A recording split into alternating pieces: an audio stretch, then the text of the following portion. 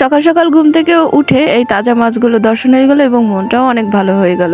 অনেক দিন পর শহর থেকে গ্রামে আসার কারণে অনেক বাসায় অনেক কাজ কাম পড়ে গেছে, তাই আর কি একটু কাজ কাম করতেছিলাম, ঘরদুয়ার ঝাড়া দিতেছিলাম, সেই সাথে আবার একটু রান্না বান্নাও করতেছিলাম, ভাত চেক করে দেখতেছিলাম যে ভাত হইতেছিল কিনা।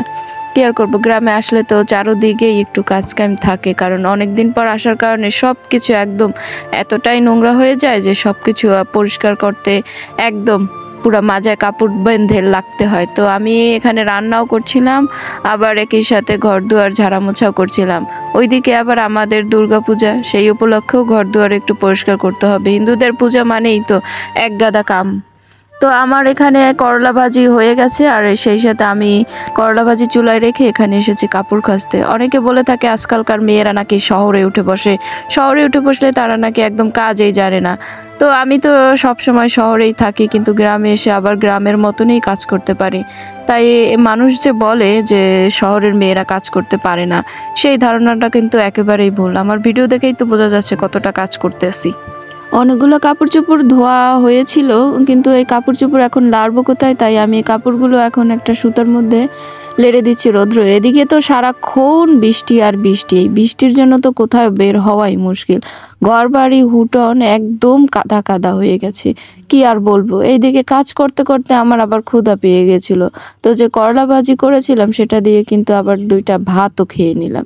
এইদিকে এখন আবার কি ঘর দুয়ার ঝাড়া পোছা করেছি, এখন ঘর মুছতে হবে না? এই বিশাল ঘরটা এখন আমি হুইল পাউডার দিয়ে ঘরটা ভালোভাবে ক্লিন করব। তাই আমি পুকুর থেকে বালতি করে পানি নিয়ে আসতেছি, সব পানি দিয়ে এই পুরো ঘরটাকে একদম ফক ফক করে পরিষ্কার করে নিলাম, যাতে আর কোনো ময়লাই না থাকে। কি করব, একে তো ঘর মুছে কুল পাই না, ওইদিকে আবার দেখো হেদলা পড়ে গেছে সিমেন্টের উপর, আর ওই হেদলাগুলো আবার কি ডলগে ডলগে উড়াইতে হইবে। অরে মোর কষ্ট। যাই হোক, কষ্ট এমনিই করিয়ে সবাই সংসার করতে হয়। সংসার মানেই একটু আধটু কাম থাকবে, আর সব জায়গা যদি পরিষ্কার পরিচ্ছন্ন না থাকে তাইলে কি একটা পূজা পূজা ভাব আসে? তাইলে তো আর ভালোও লাগে না। ওইদিকে কাজ করতে করতে দুপুর গড়িয়ে এলো, আবার কতগুলা মাছ জালে পাইছে, ওই মাছগুলো এখন কাটতে হলো। গুড়ি গুড়ি পুঁটি মাছ, আমি তো মনে হয় আমার জীবন ওই পুঁটি মাছগুলো কাটি নাই, কিন্তু এবার আমার কাটতে হলো। কি আর করার, বিয়ে হয়েছে নতুন নতুন, তাই পুঁটি মাছ তো কাটতেই হবে। আরও অনেক কিছুই করতে হবে, কোনো ব্যাপার না, সব কিছুই করা নাই, তবে চোখের দেখা আছে। আর মেয়ে হয়েছি যেহেতু, তাহলে কাজ পারবো না, এটা কি কোনো কথা নাকি আবার?